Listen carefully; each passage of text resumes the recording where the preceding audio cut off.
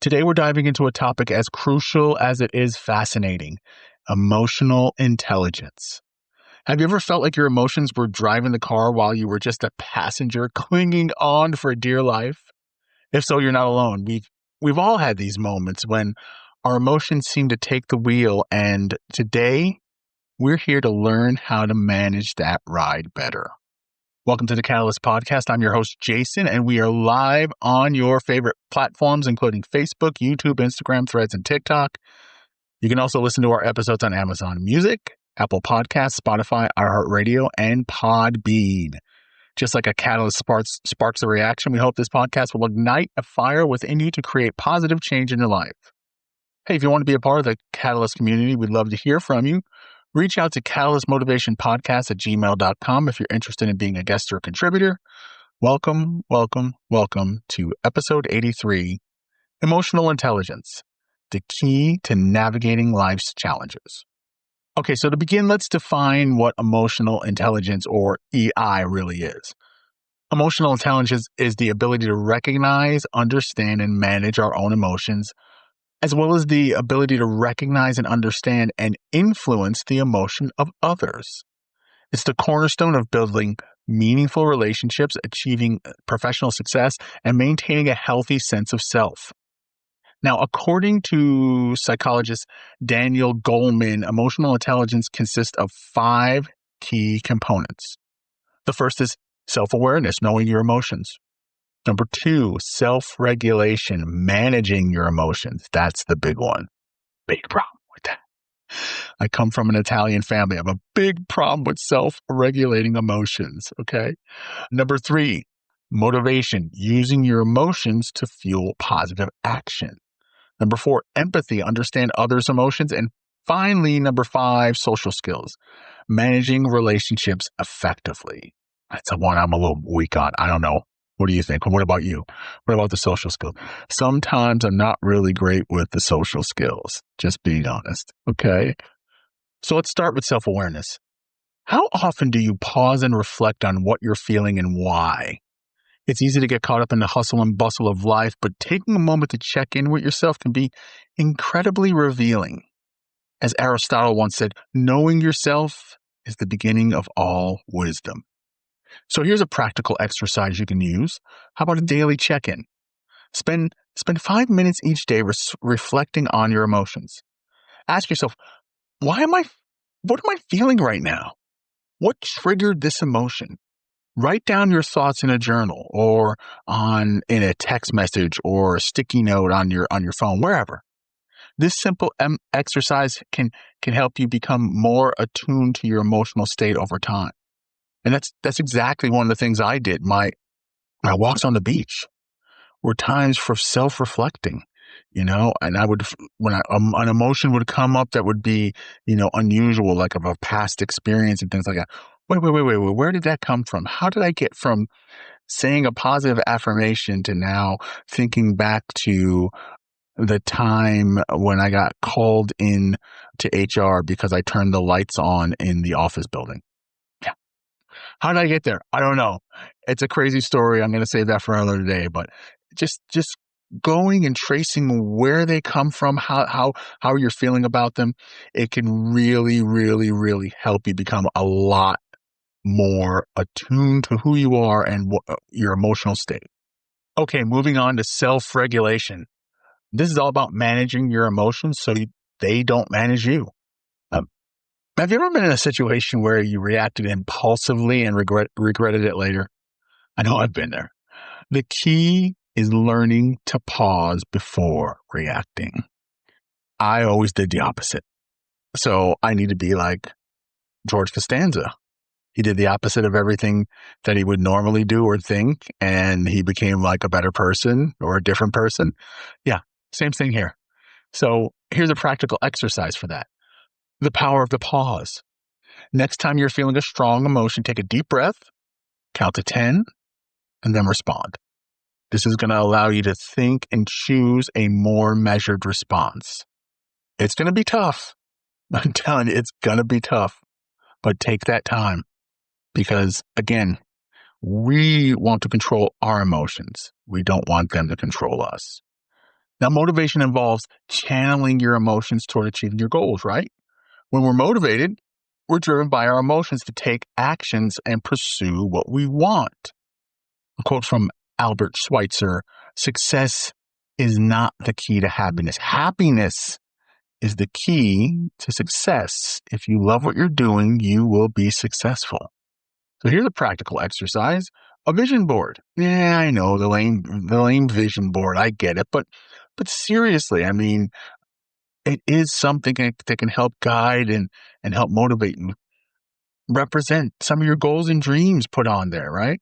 I had one on my laptop. I have one on my smartphone.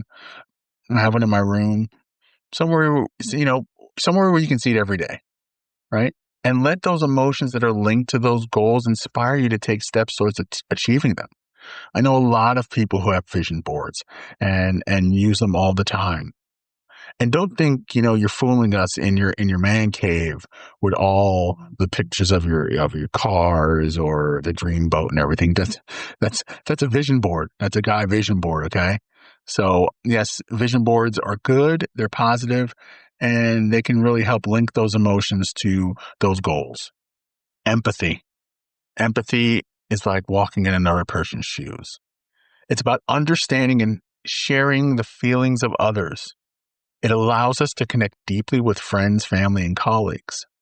To quote Stephen Covey, when you show deep empathy towards others, their defensive energies go down and positive energy replaces it. That's where you can get more creatively involved in solving problems.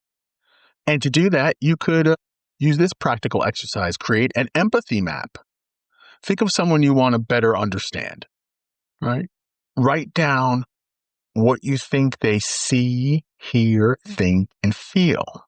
This can help you gain perspective and build stronger connections. I do that a lot in my training classes, especially when I have a brand new class, or maybe they're transferring from another department. I really try to, in those first couple of days, try to put myself in the positions of these people and see where they're coming from so I can help guide them into what we're training. And not only that, it's just going to be a better understanding of how to manage them as well, too, when we're in these classes. So I think that empathy map is a really, really good idea. So finally, we have social skills, right? These are essential for effective communication and relationship management. Good social skills allow us to navigate social complexities with ease.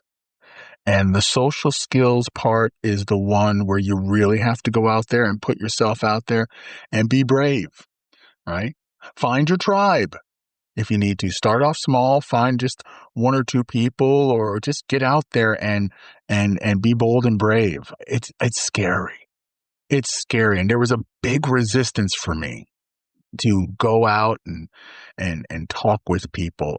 I had so many walls up and defense mechanisms, and as soon as something, you know, checked off one of the boxes, I was out of there. But in these past few years, I've really learned to kind of put myself out there slowly but surely. Now, there's some people who see me as this outgoing, positive, happy, crazy, smart aleck, or whatever they think. They might think bad of me. Again, that was kind of a defense mechanism to kind of avoid getting close to people. But yeah, I mean, having those great social skills is sometimes I just envious of some people, how they can just casually come in and out of a situation. It's absolutely amazing. And it's something that I've been and continue to work on. And here's one of the ways, or an activity that I used and you can use: just being an active listener, right? During your next conversation, practice active listening. Focus entirely on the speaker without interrupting. For some of us, that's impossible, right? But do it. Go ahead and reflect back what you're hearing and ensure that you're understanding it. This is great for what I do as a trainer. Active listening is absolutely important. But yeah, give it a try, because sometimes we're so ready to respond to something we don't even know what it is yet, that we don't hear what's being said. So just shut up. Shut the fuck up. Right? Shut the fuck up and listen. All right? It'll really, really help you. It's going to take time. It's going to take time. So be patient with yourself. Be kind with yourself. Okay? Trust that you have the ability to move forward and progress. And you don't have to do it all in one big presentation. Take a small little step. Okay, let's wrap it up. So today's episode, emotional intelligence, it's not just a buzzword. It's a vital skill that can transform how we interact with the world by enhancing our self-awareness, regulating our emotions, motivating ourselves, practicing empathy, and honing our social skills. We can lead a more fulfilling and balanced life. Now, I hope today's episode has inspired you to take steps towards developing your emotional intelligence. Remember, it's a journey, not a destination. So why not start today? Right now. Right now. Start today. Okay? You got this. I believe in you. And I'd love to hear from you. So please share your thoughts and experiences with emotional intelligence on social media using the hashtag Stoic Emotions. Hashtag Stoic Emotions. And let's continue this conversation and learn from each other. Don't forget to like and subscribe to our podcast for more motivational content like this. And you can find us on Apple Podcasts, Spotify, or wherever you get your podcasts. And while you're there, leave us a review and help spread the word. Please help spread the word. Like our friends are doing in Germany, in Russia, in the Philippines, in France, in Italy. Yay, Italy. Thank you for being a part of this. We have some listeners in Canada, I believe, and here in the States as well. So please spread the word. We're also active on social media, so follow us for even more inspiration. You can find us on Facebook, YouTube, Instagram, Threads, and TikTok. I want to take this time to thank you for listening to episode 83. Man, this is unbelievable. Episode 83. We almost have 100 episodes. We're almost there. We're getting there. And I look forward to seeing you next time for episode 84. Go be great.